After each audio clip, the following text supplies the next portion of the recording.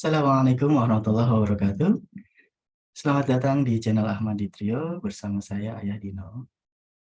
Halo, apa kabar teman-teman? Semoga selalu dalam lindungan Allah dan dilimpahi kasih sayangnya. Amin.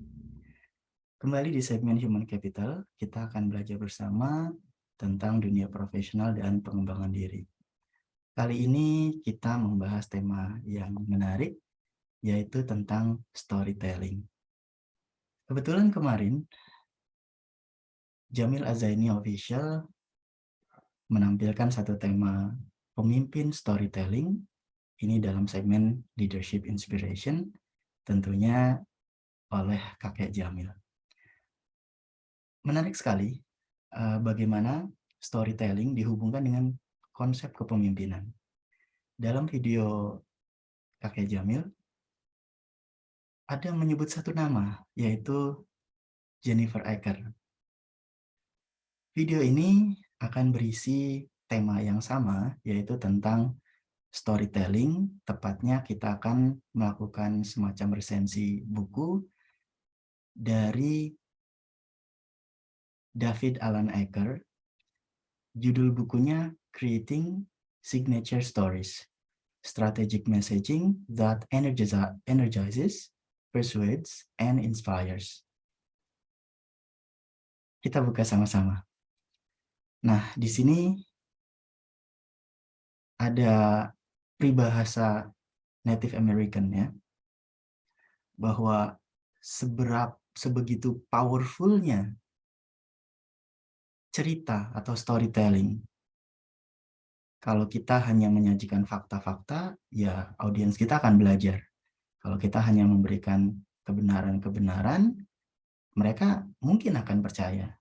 Tapi kalau kita berikan story, signature story, maka itu akan hidup dalam hati mereka dan akan dikenang selamanya.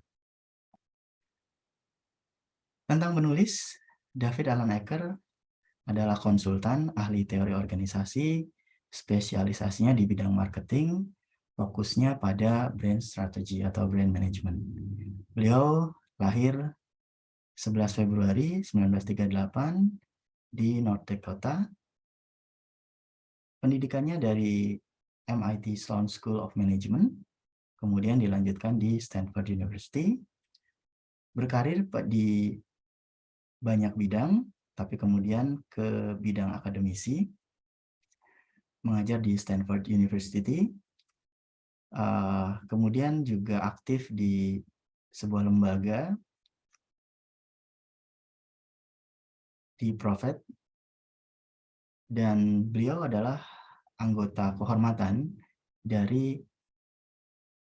American Marketing Association. Beliau banyak menulis buku.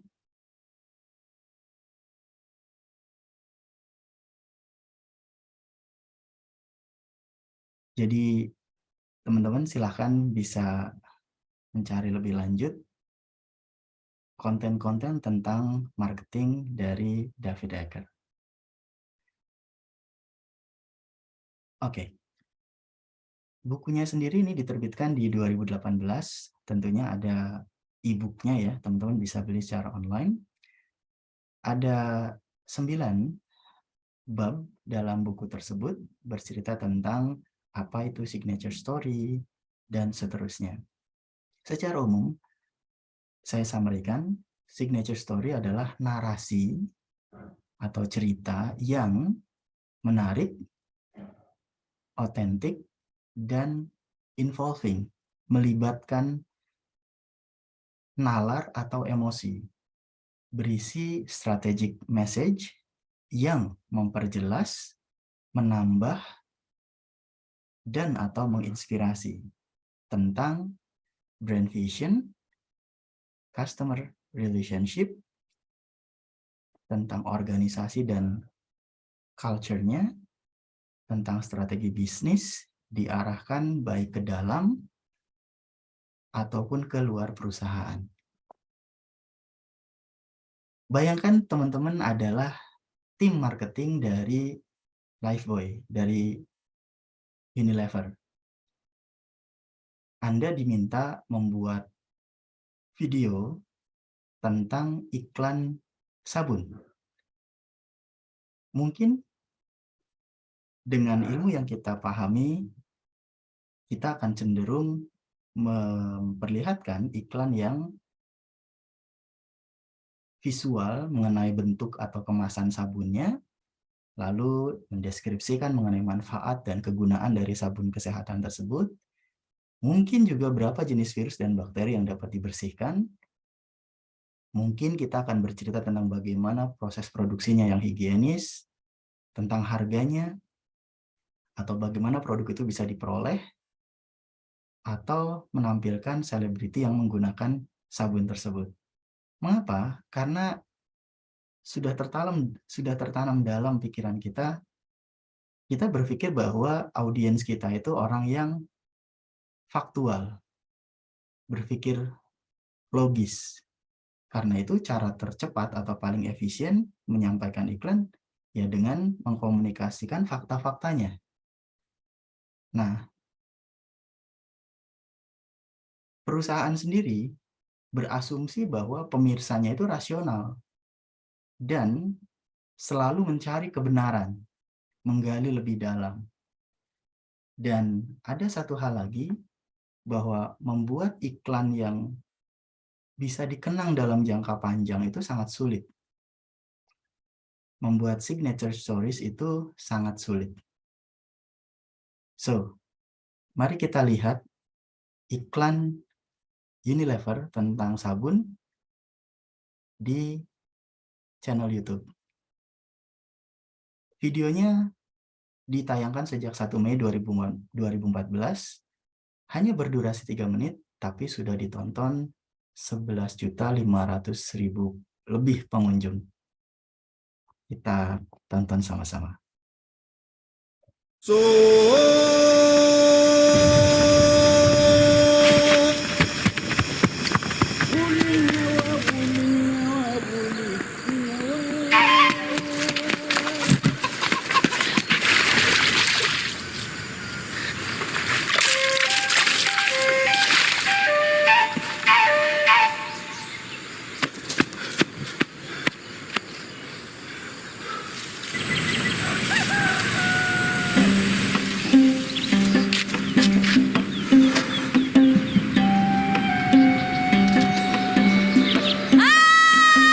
Hush! Hush!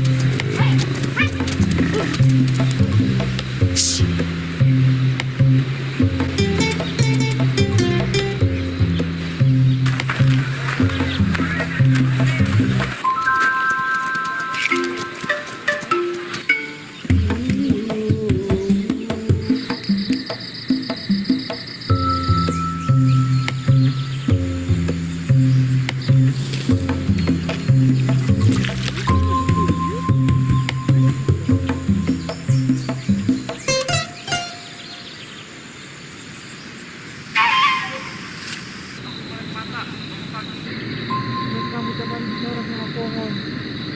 Aku nggak bisa berkulit kayak gini kan.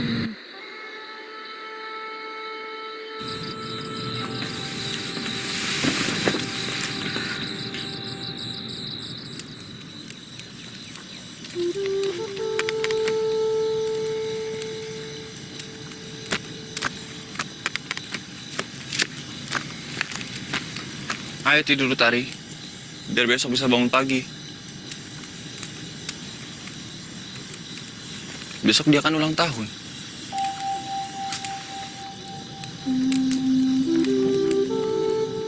Besok hari penting buatmu. Usiamu 5 tahun. Tiduran, anakku.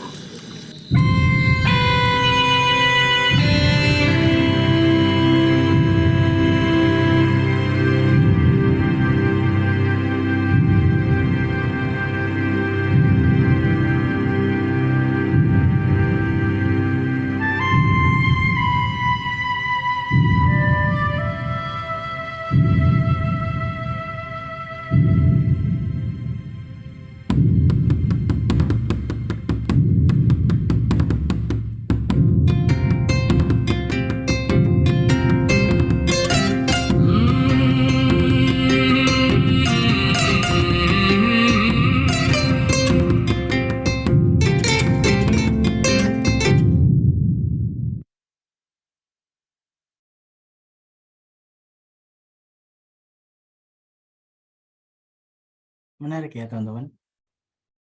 Oke, kita lanjutkan dari isi bukunya.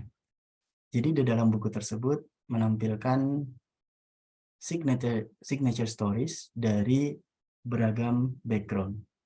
Ada 6 study case. Yang pertama tentang founder story, offering story, tentang ajakan beramal untuk membuat sumur di Afrika, brand story, customer story, growth strategy story, dan borrowed story.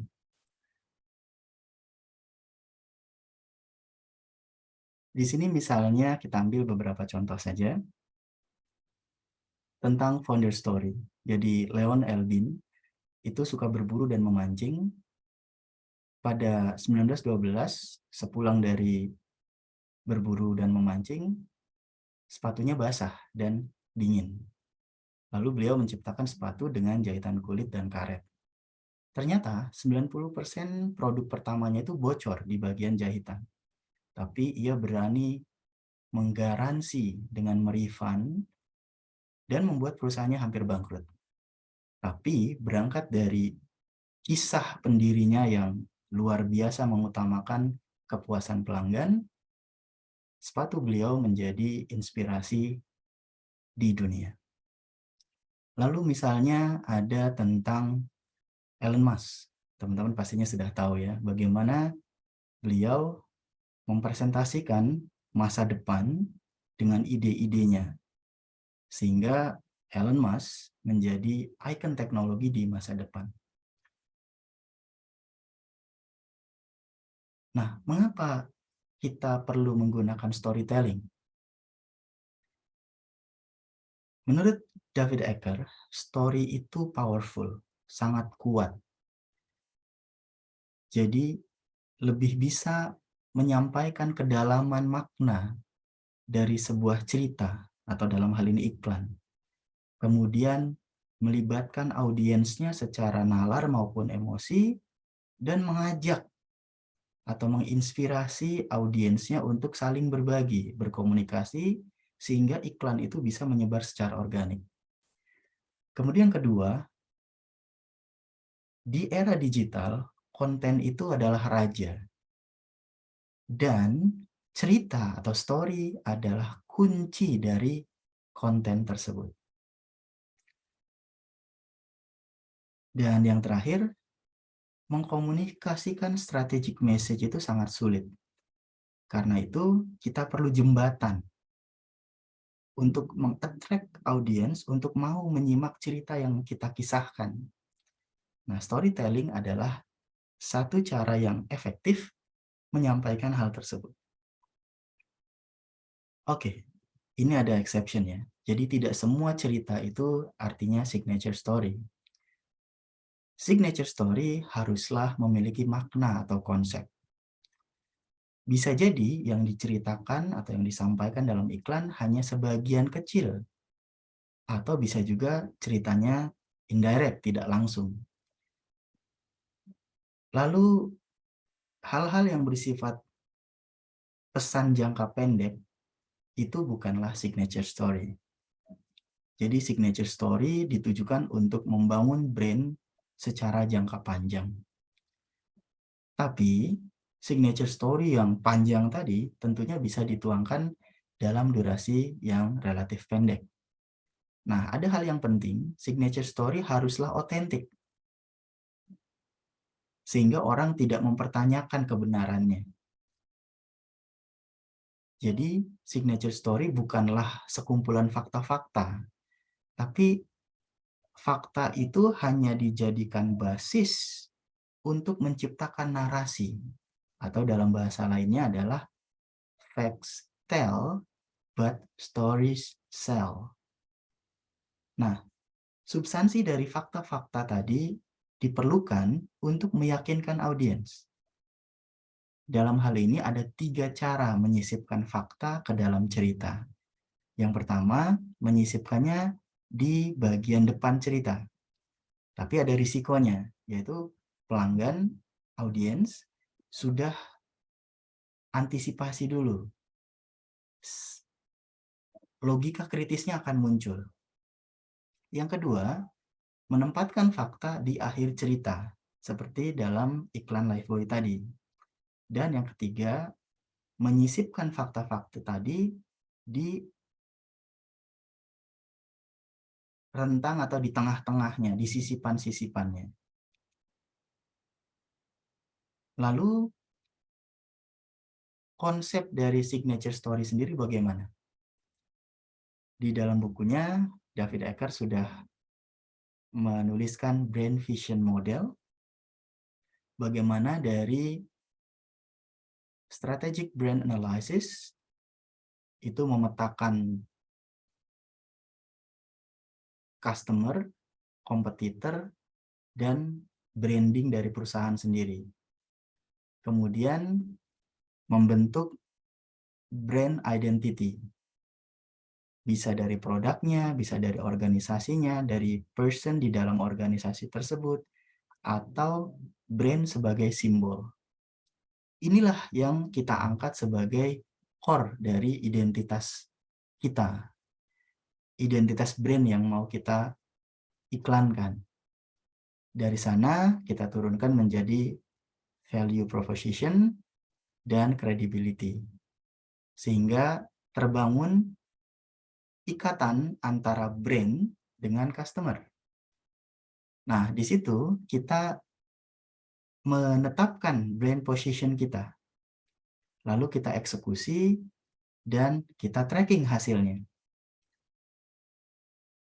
Lalu tentang signature stories-nya sendiri, seperti yang saya sampaikan di awal, jadi ini adalah narasi ya, naratif, cerita yang intriguing, menarik.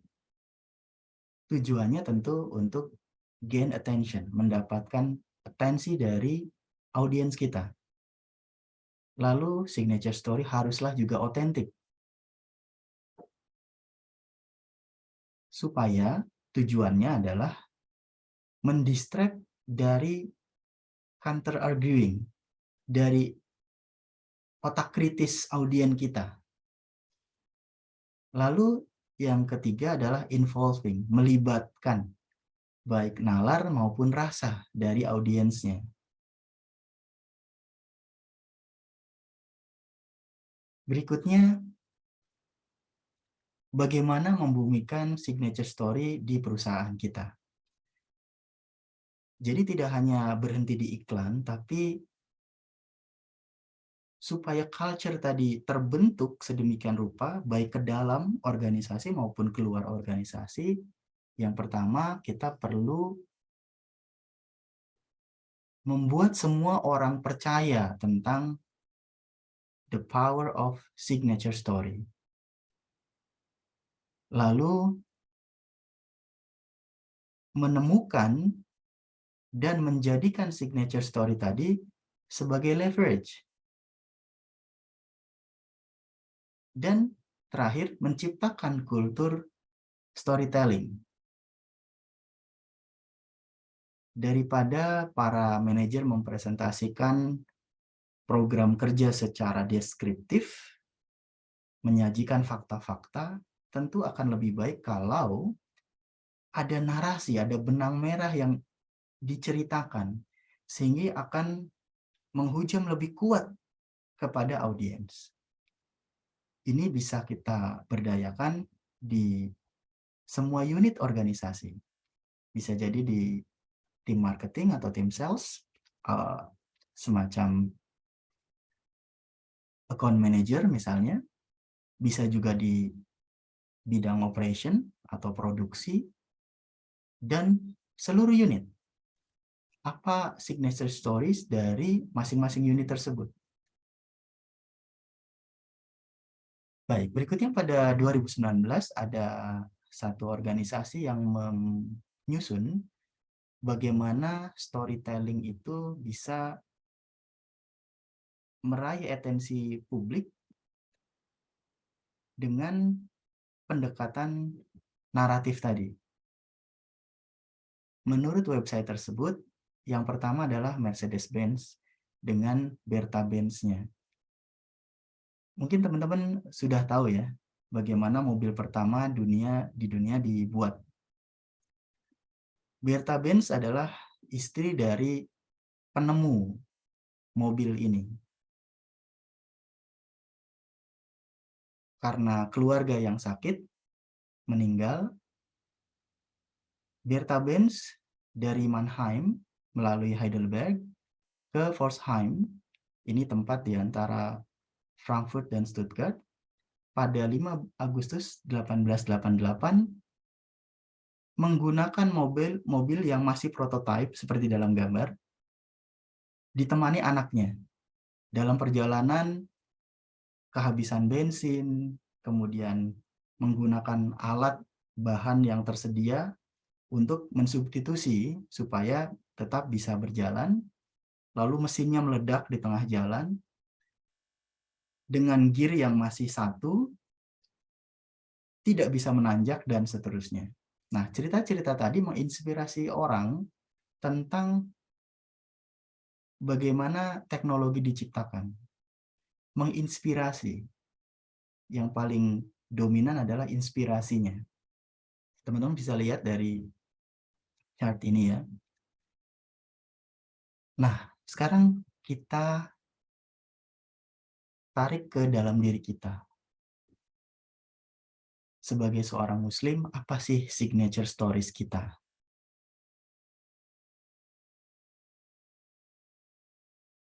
Apakah kita ingin menjadi muslim yang payah? Apakah kita ingin menjadi muslim yang kuat? Saya berharap dengan cerita-cerita tadi, kita bisa tarik ke dalam diri tentang bagaimana seharusnya muslim membangun identitasnya, lalu sedemikian rupa menjadi belief system yang melahirkan keputusan-keputusan dan termanifestasi dalam sikap, ucapan, dan perbuatan, kemudian menjadi kebiasaan, habit, dan itu yang akan menjadi nasib kita. Kalau setiap muslim sudah punya awareness tentang apa legacy yang akan kita tinggalkan untuk generasi setelah kita, tentunya insya Allah Islam dan Muslim akan terus jaya. Semoga video ini bermanfaat. Silahkan subscribe, share, dan komen kalau video ini bermanfaat. Terima kasih dan mohon maaf. Wassalamualaikum warahmatullahi wabarakatuh.